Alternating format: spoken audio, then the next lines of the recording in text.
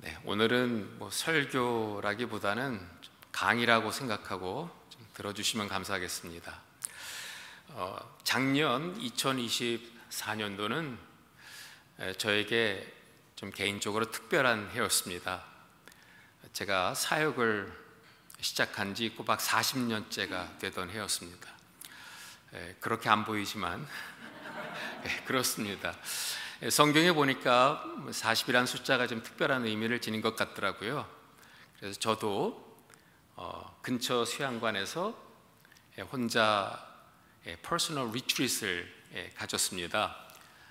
지난 40년 동안의 사역을 정리하면서 좀 제 인생의 한 챕터를 닫고 은퇴 후에 어떤 삶을 살아야 될 것인가 좀 계획을 세우는 시간을 가졌습니다. 저 혼자 생각하기는 이제는 좀 여유롭게 개인적인 시간도 갖고 가족들과 함께 좀 더 많은 시간을 보내야 되겠다라고 생각을 했는데, 그런 생각을 하기가 무섭게 우리 하나님께서는 저를 막 뺑뺑이 돌리시는 것처럼 그런 느낌을 받을 정도로 막 여기저기 저를 보내셨습니다. 금년 들어서 3만 마일을 커버하면서 사역을 한 것 같습니다. 이런 과정을 거치면서 저는 금년 들어 그 어느 해보다도 정말 한순간도 긴장의 끈을 놓을 수가 없었습니다. 왜냐하면 저는 한 번도 싸워보지 않은 어떤 영적 전쟁을 하고 있다는 느낌을 받았기 때문입니다. 분쟁 지역을 섬기면서 그래도 치열한 영적 전쟁을 싸워온 것 같은데, 제가 지금 치르고 있는 이 전쟁은 저에게 너무도 생소했습니다. 어떤 싸움이었을까요? 프레임의 전쟁을 하고 있습니다. 프레임 전쟁. 신학적으로 말하면 세계관의 싸움을 하고 있는 중입니다. 세계관이 뭘까요? 이 세상에 대한 지식이나 정보를 모아가지고 어떤 체계를 만드는 것이 아닙니다. 이 세상을 어떤 눈으로 볼 것인가, 어떤 관점으로 볼 것인가, 어떤 프레임으로 볼 것인가를 가리키는 말이죠. 어떤 관점으로 세상을 보느냐 대단히 중요하지 않습니까? 가령 우리가 빨간 안경을 끼고 여러분들을 보면 다 빨갛게 보입니다. 제가 파란 안경을 끼고 여러분들을 보면 파랗게 보입니다. 같은 것을 보는데 어떤 눈으로 보느냐에 따라서 해석이 달라지고 다른 결론에 도달하게 됩니다. 이 싸움을 치열하게 지금 하고 있다고 하는 거예요. 더군다나 유튜브가 일상화되면서 이 싸움은 더 격렬하게 진행되고 있다는 거죠. 여기저기 다니면서 성도들을 만나 이야기를 나누는데 깜짝 놀랍니다. 너무도 좋으신 분인데 유튜브를 보면서 음모론에 빠져버린 거예요. 자신만의 가상의 세계를 만들어 놓고 그 세계관으로 모든 것을 보니까 진리를 이야기하는데 퇴색된 진리로 받아들인다는 거죠. 진짜가 가짜가 되고 가짜가 진짜가 되는 정말 치열한 영적 전쟁이 이 온라인상에서 벌어지고 있다 하는 사실을 깨닫게 되면서 프레임의 전환이 없다면 소망이 없다, 이 결론에 도달하게 됐습니다. 그러면서 그렇다면 지금 이 시대를 사는 우리는 이제 진리에 대한 접근이나 태도도 달라져야 된다는 거죠. 그저 과거에는 우리가 말씀을 읽고 깨닫고 은혜 받는 수준에 머물렀다면 그것 가지고는 싸울 수 없습니다.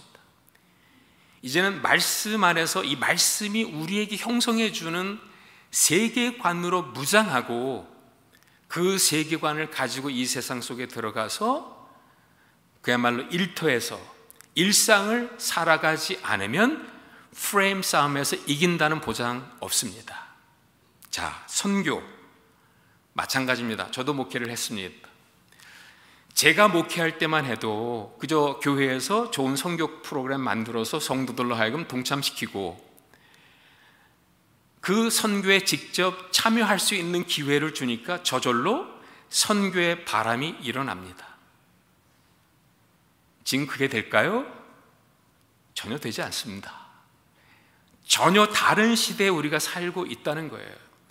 이제는 그 선교적 세계관으로 무장하고 이 세상에 벌어지는 이 세상의 모든 영역에서 정치, 경제, 문화, 외교 이런 영역에서 벌어지는 일들을 정말 제대로 보고 제대로 판단하고 제대로 반응을 보이지 않으면 선교적 삶을 사는 것은 불가능합니다.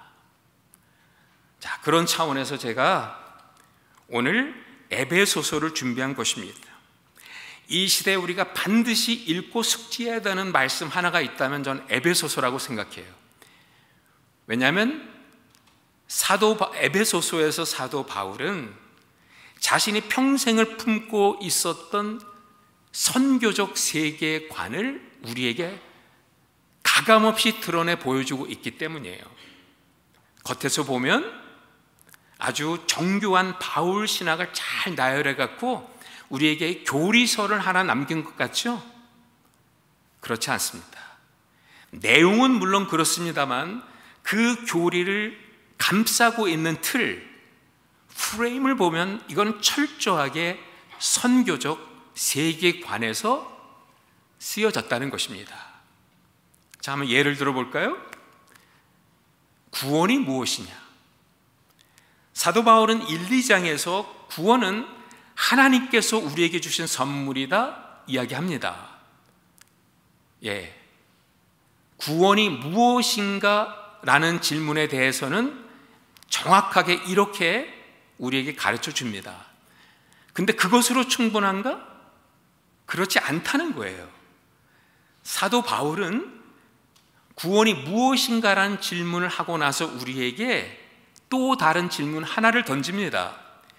왜 우리가 구원을 받았느냐? 이 질문에 대답을 해야 된다는 거예요. 구원은 우리에게 주신 선물일 뿐만 아니라 구원은 우리를 통해 이 세상 만물에게 주는 선물이라는 겁니다. 왜라는 질문을 던질 때 그 대답은 어김없이 선교적이었다는 거예요.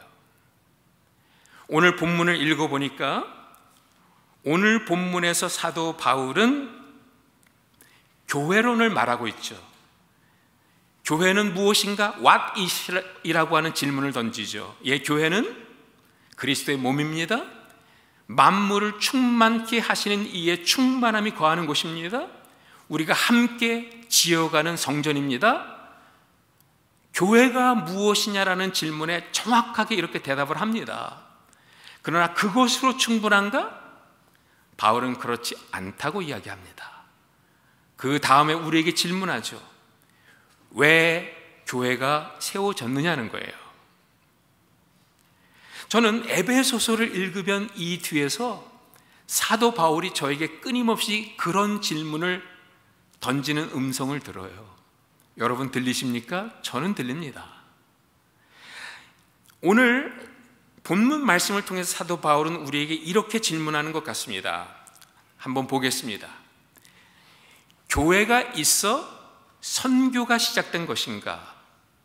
아니면 하나님의 선교가 있었기에 교회가 세워진 것인가? 이것은 교회가 무엇이냐라고 하는 질문에는 상관이 없는 질문이죠. 이것은 왜라는 질문에 속하는 거예요. 왜 교회가 세워졌냐는 거예요. 오늘 본문 말씀은 이것에 대해서 명확하게 밝히고 있습니다. 여러분들이 이 질문에 대해서 바른 대답을 갖고 계시다면 설교 안 들으셔도 됩니다. 저는 이 질문에 오늘 본문 말씀을 풀어헤치면서 대답을 하려고 합니다.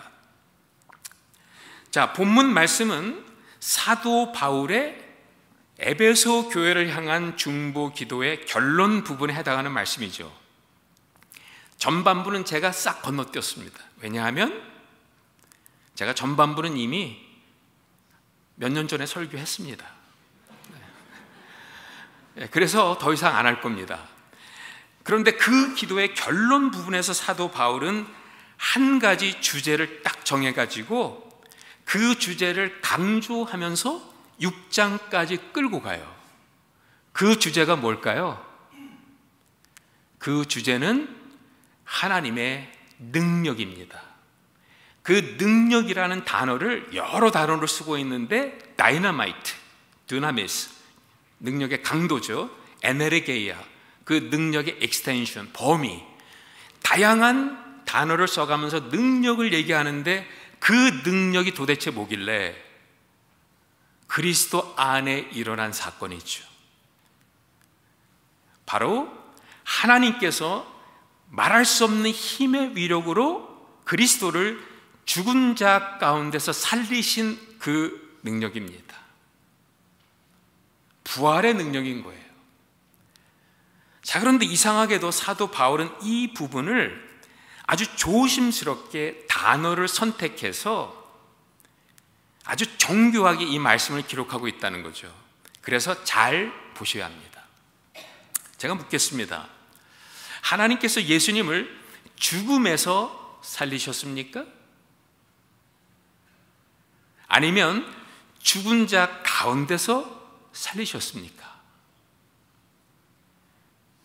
바울 서신을 읽어보면 사도 바울은 이 부분을 기록할 때 꼭 죽음에서 살리셨다라고 말하지 않아요. 죽은 자들 가운데 먼저 첫 열매로 살리셨다. 왜 사도 바울이 이렇게 기록했을까요?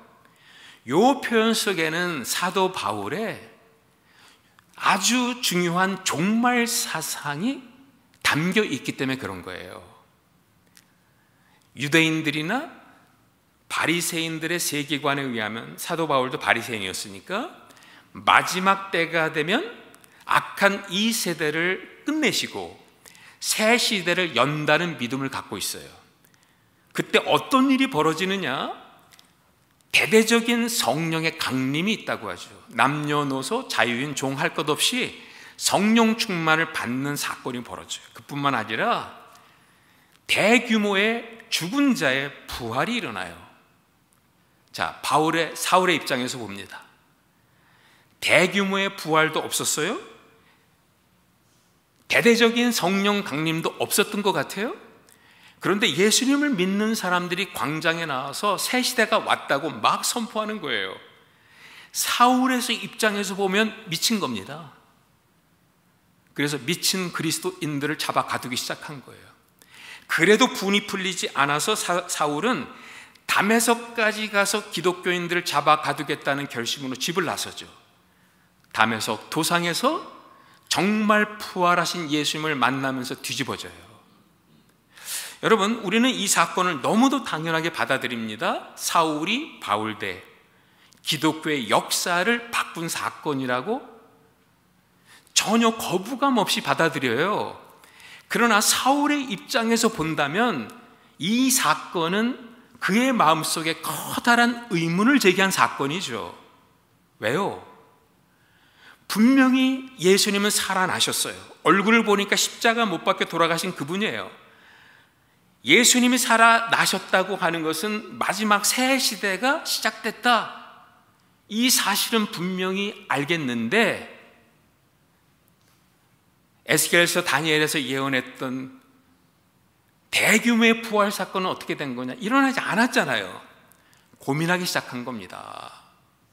이게 도대체 어떻게 된 거냐? 그때 성령의 비추심으로 깨닫게 되죠. 악한 이 세대는 끝나지 않았어요. 계속 가고 있는데 새 시대가 이 악한 세대 속에 침투해 들어와 새 시대를 시작하셨구나. 그러므로 내가 살아가고 있는 이 시대는 새 시대와 옛 시대가 겹치는 부분에 살고 있구나라는 깨달음을 갖게 돼요. 여러분, 여기에서 바울의 프레임에 대전환이 일어나게 돼요. 그리고 이 프레임으로 모든 구약의 사상들을 들여다보면서 바울의 모든 신학의 기초가 되죠. 이 프레임을 알지 못하면 바울의 사역, 바울의 신학 깨달을 수가 없어요. 자, 그 중에 하나입니다. 그러므로 어떤 변화가 우리 가운데 일어나는 이것은 단순히 우리 개인의 구원 차원을 넘어선 전 우주의 전 세대를 아우르는 이 시간과 공간 속에 절대적인 변화를 일으킨 사건이다라고 선포하고 있는 거예요. 어떤 변화였는가? 창조 이후에 첫 번째, 처음이자 마지막으로 벌어진 예수 그리스도의 부활 사건인데, 이것으로 말미암아 일어난 변화를 얘기하는데 세 가지의 변화를 말씀합니다. 근데 첫 번째 포인트는 제가 옛날에 했어요. 건너뜁니다. 두 번째 포인트, 그 부활의 사건으로 말미암아 이 만물의 변화가 생겼어요. 이 만물에, 우리가 살아가는 세상에, 비정상적인 세상 속에 살아갔던 우리들에게 만물을 정상화시키는 사건이 벌어진 거예요. 다시 말하면 만물을 제 자리에 돌려놓으셨다는 거예요. 아담의 죄로 망가진 이 세상을 주님께서 제 자리에 돌려놓으신 사건.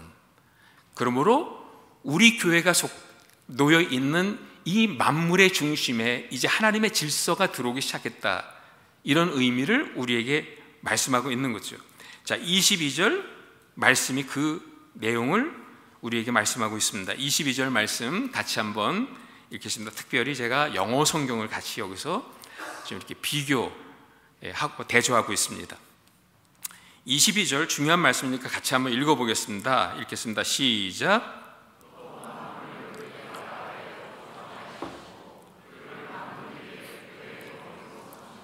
자, 한국말 번역입니다.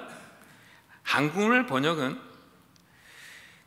만물 위에 교회의 머리로 삼으셨다, 이렇게 말씀해요. 제가 영어 성경을 읽겠습니다. 한번 비교 대조해 보시기 바라요.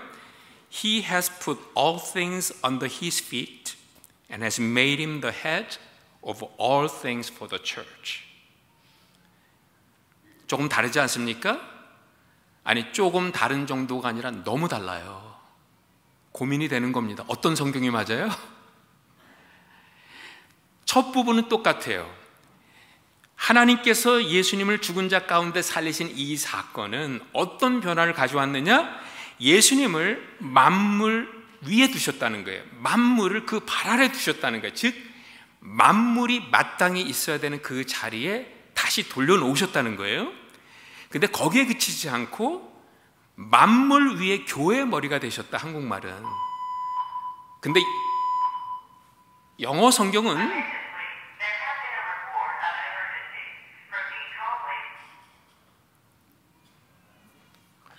계속합니다. 자, 그런데 그 다음에는 만물 위에 교회의 머리라고 한국말은 번역했는데 영어 성경은 만물 위에 머리가 되셨다고 했어요. 자, 제가 이 두 개의 성경을 비교하면서 많이 공부했습니다. 근데 이제 감히 말씀을 드리지만 한국말 번역이 좀 부족합니다.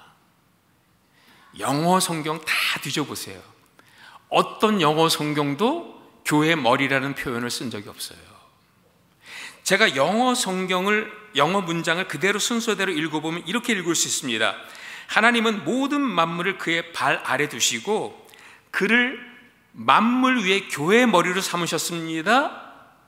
For the church. 교회를 위해서 그렇게 하셨다는 거예요.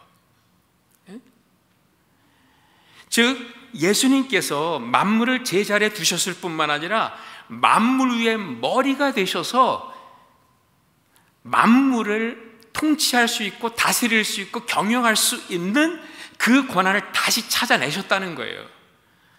여러분, 이 말씀을 사도 바울이 기록을 할 때는 뭔가 염두를 두고 기록한 거죠. 에덴 동산의 사건을 염두에 둔 겁니다. 아담이 죄를 범함으로 하나님과 인간과의 관계만 끊어진 게 아니에요. 아담에게 허락하셨던 다스림의 권세, 이 만물을 통치하고 만물을 경영할 수 있는 그 권한을 다 빼앗겨 버렸어요. 이제는 더 이상 만물이 우리의 말을 듣지 않습니다. 다스림의 대상인 만물이 우리의 예배 대상으로 자리하면서 이 모든 만물의 질서가 메스톱 돼 버렸어요. 그런데 예수님께서 이 질서를 다시 찾으시고 만물 위에서 그 통치권을 찾아오신 후에 그 다음에 어떤 일을 하십니까? 교회를 아담 대신에 만물의 중심에 딱 세우세요. 그리고 교회에게 다스림의 권세를 다시 주시면서 이제 내가 이 세상을 다스려라. 교회는 더 이상 이 만물의 변방에 있는, 주변부에 있는 연약한 존재가 아니에요. 이제 교회는 만물의 중심부에 주님이 세워놓으셨고 거기에서 이 세상에 이름을 지어요. 가치를 매겨요. 다스려요. 그리스도의 충만함으로 이 세상을 충만케 해나가는 선교적 미션을 다시 회복시켜 주셨다는 거예요. 여러분, 이 말씀에 비추어 한번 우리가 생각하는 교회 이미지를 비교해 보시면 좋겠습니다. 여러분들은 교회하면 어떤 이미지가 떠오르십니까? 저는 교회하면 어려서부터 익히 들었던 말씀이 하나 있어요. 그게 떠올라요. 망해가는 세상으로부터 건짐받은 노아의 방주. 그렇게 많은 분들이 교회 이미지를 메이킹하고 있어요. 그러다 보니까 교회 하면은 도피소, 은신처, 너무도 소극적인 이미지들을 우리가 가지고 있다는 거예요. 그 속에 뭐 선교의 내용이나 선교의 비전이나 선교의 방향을 담아낼 수가 없어요.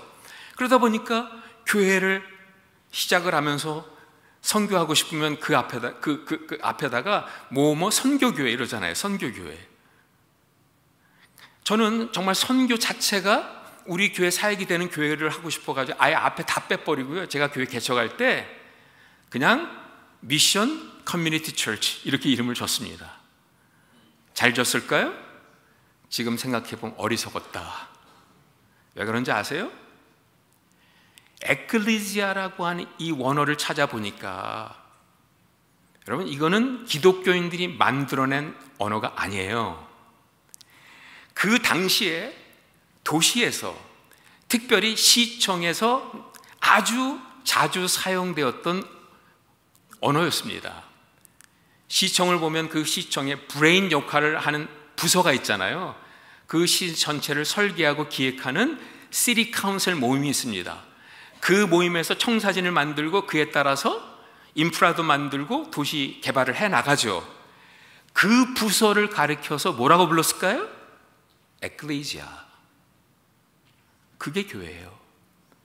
그 부서는 자신을 위해서 존재하지 않죠.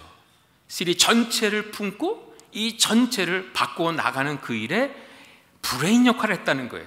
초대교회 성도들이 공동체를 시작을 하면서 그들을 어떻게 불렀을까요? 에클레시아라고 불렀습니다.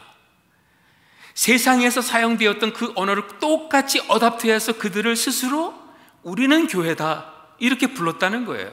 숨겨진 의도와 목적이 느껴지지 않습니까? 그들은 우리는 이 도시의 주변에 있는 연약한 존재가 아니다. 비록 에베소 시장의 뒷골목에 우리 교회가 있지만 우리 교회는 이 도시의 중심에 있는 영적 헤드쿼터다. 우리는 영적 헤드쿼터로서 이 도시 전체를 품고 도시 전체의 영적 분위기를 만들어가고 영적인 가치를 이 땅에 심어나가는 선교적 공동체다. 이것을 철저하게 자신들의 정체성으로 받아들였던 겁니다. 그렇다면 보세요. 교회는 선교적 세계관으로 하나님 나라의 영적 가치를 이 땅에 심어나가요. 그런데 저 시티 카운슬은 세상적 세계관을 가지고 그들의 플랜을 이 땅에 펼쳐가요.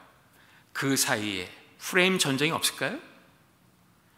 날마다 이 프레임 전쟁이 치열하게 벌어지고 있는 눈에 보이지 않는 세계 속에 그 현실들을 바라봐야 된다는 거죠.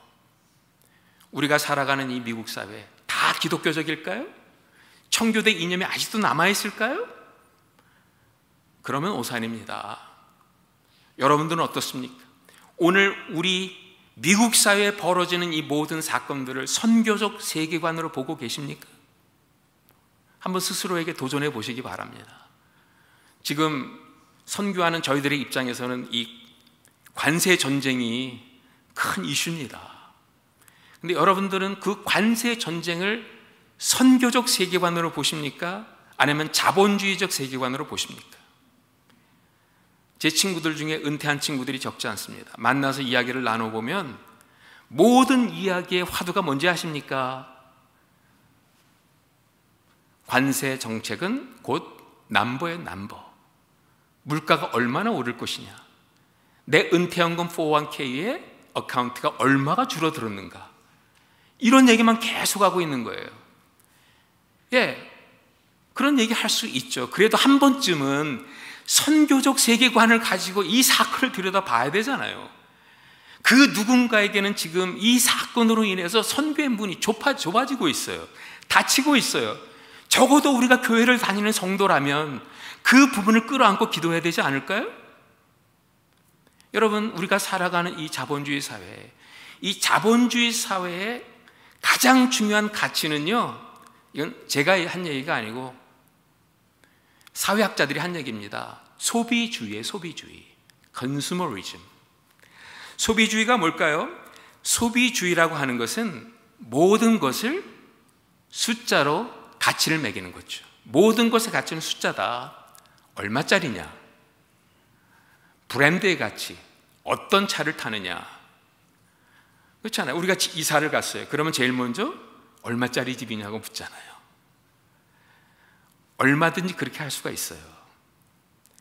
그런데 이 세상은 저희들에게 속삭이죠. 거짓 메시지를 주죠. 네가 100만 불짜리 집에 살면 그 집을 소유한 너도 100만 불짜리다, 이렇게 얘기해요. 네가 1000만 불짜리 집에 살면 너의 가치는 그만큼이다.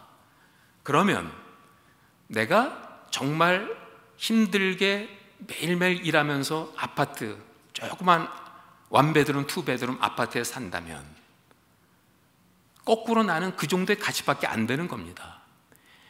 이 세상은 내가 소유한 것에 가치를 매겨 나가야 되는데, 이 세상은 내가 소유한 그 물건에 의해서, 그 집에 의해서, 차에 의해서 거꾸로 나의 가치를 매기고 있다는 거예요. 내가 100만 불짜리 집에 살면 정말 100만 불짜리 인생 되고, 또 내가 BMW를 타면 BMW 인생이고, 내가 몰세레스 벤츠를 타면 내가 몰세레스 그만한 가치냐. 그 얘기는 뭔지 아십니까? 내가 똥차를 타면 난 똥이 되는 거예요. 예? 여러분, 우리가 이렇게 살면 안 되죠. 이 세상의 가치를 내가 매겨나가야죠. 나로 인해서 세상이 달라지고 주변이 달라지고, 이 교회가 여기에 있으므로 이 지역이, 웨스트코비나가 동부 지역이 달라져야 되죠.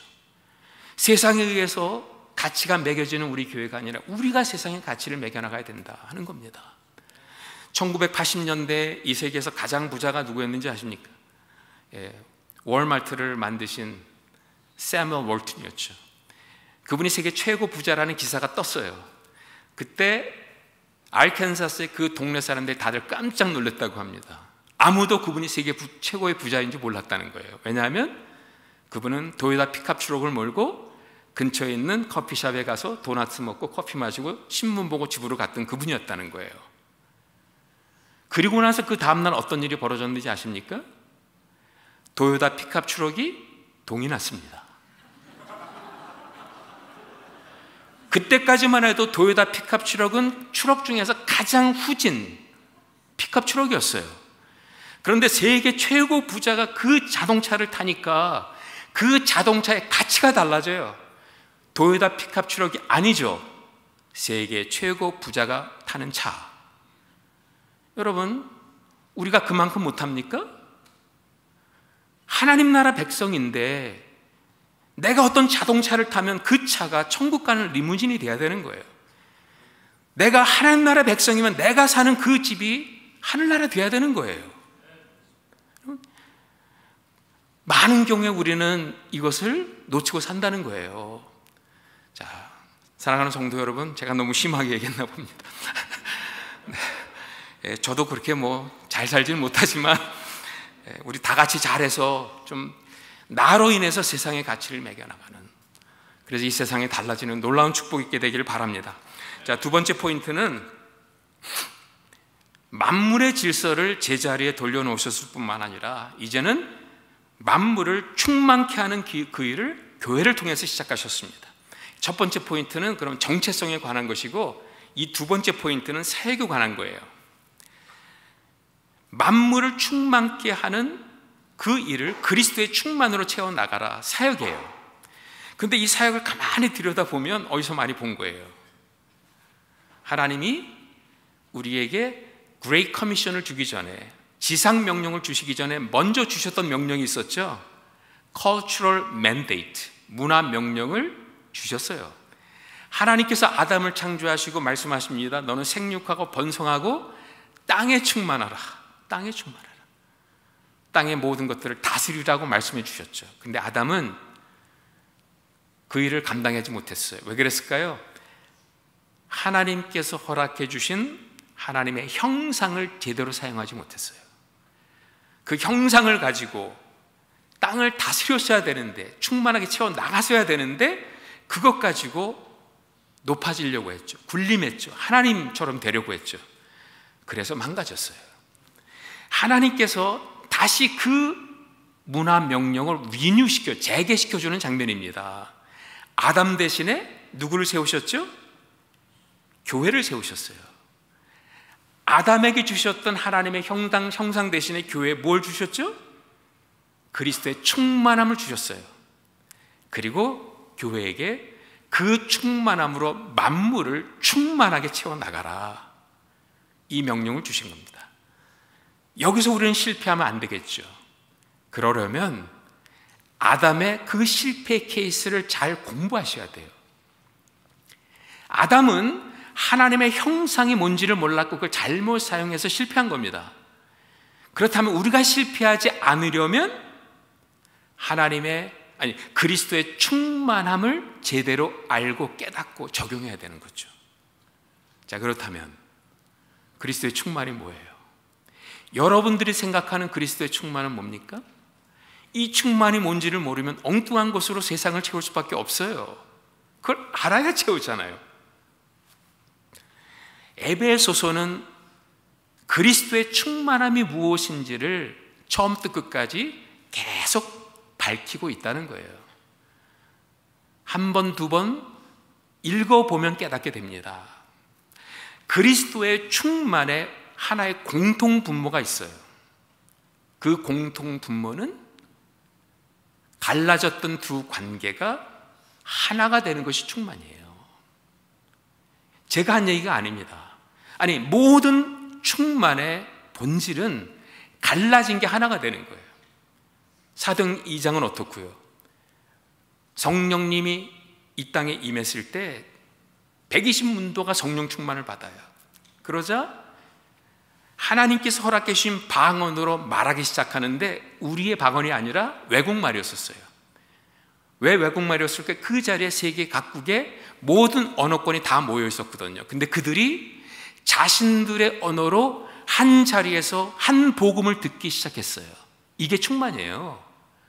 바벨탑 사건 이후에 흩어졌던 언어가 처음으로 한데 모아졌고요. 그들이 자기들의 언어로 하나님의 복음을 들어 공동체의 일원이 된 겁니다. 바벨탑은 무너지고 성령 시대가 시작이 된 거예요. 이게 충만의 시작입니다. 에베소서 전체의 주제가 되는 1장 10절을 보면 예수 그리스도의 피로 말미암아 하나님과 우리가 하나가 되었을 뿐만 아니라 하늘에 있는 것들과 땅에 있는 것들을 예수님께서 자기에게 끌어 모으시고 자신 안에서 통일시켰다 그랬어요. 이게 마지막 새하늘과 새 땅이에요. 새 예루살렘. 새 예루살렘을 보면 갈라졌던 하늘과 땅이 그리스도 안에서 하나가 되어 충만한 그리스도의 임재 가운데 있는 것이 충만이에요. 마지막에 우리가 봐야 될 그 천국, 이 공동체는 그 천국의 예고편 아닙니까? 그렇다면 이 공동체 안에 똑같은 사건이 벌어져야 돼요. 에베소 교회 그 사건이 벌어지죠. 하늘과 땅만큼이나 멀리 있었던 유대인과 이방인이 한 몸을 이뤘다고 했어요. 이게 가능한 얘기입니까? 유대인들은 이방인들을 보면서 지옥의 땔감이라 그랬어요. 유대인 자녀가 이방인과 결혼하면요, 그 부모들은 장례에 배치릅니다. 도저히 유대인들은 이방인들과 함께할 수 없다고 생각한 거예요. 이방인들도 마찬가지입니다. 저렇게 교만한 민족은 처음 봤다, 상종할 수 없다, 이렇게 생각을 했어요. 그런데 예수의 피로 말미암아 갈라졌던 유대인과 이방인이 하나 정도가 아니라 한 몸을 이루었다? 남자가 그 부모를 떠나 여자와 합하여 한 몸을 이루었다. 똑같은 표현이에요. 가장 친밀한 관계가 이루어졌다는 거예요. 이게 충만입니다, 여러분.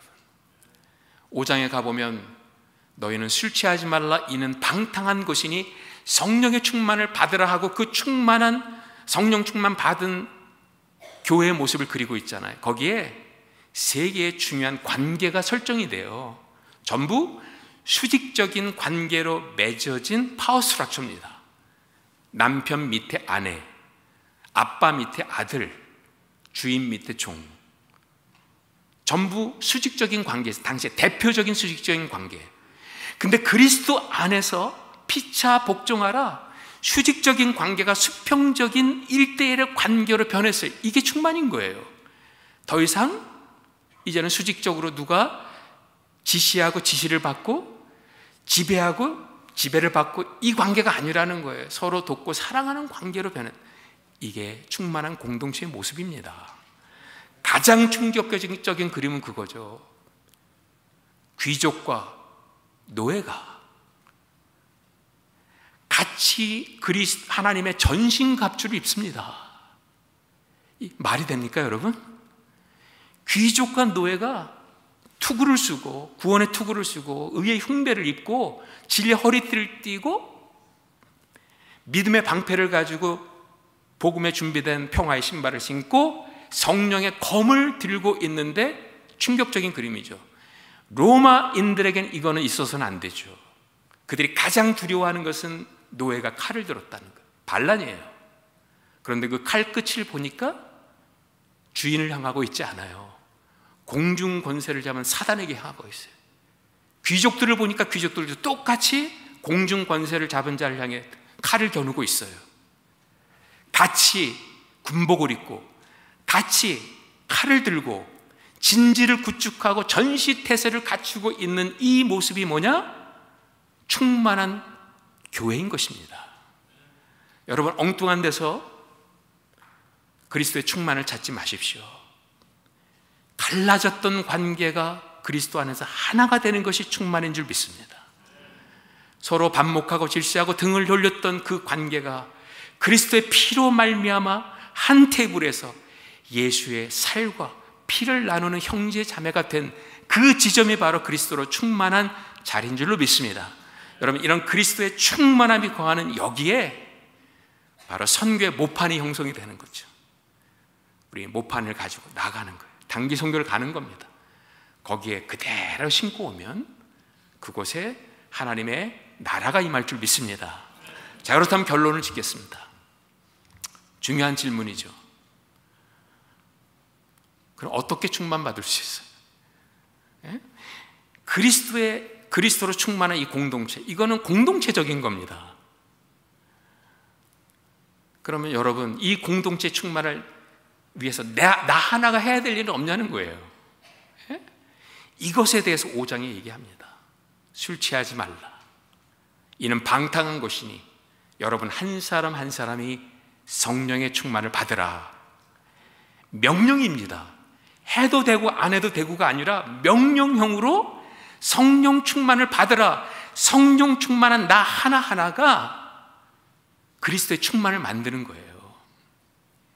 여러분, 성령 충만 받기 원하시죠? 원치 않으세요? 우리 다 성령 충만 받기를 원해요. 근데 감당이 안 돼요.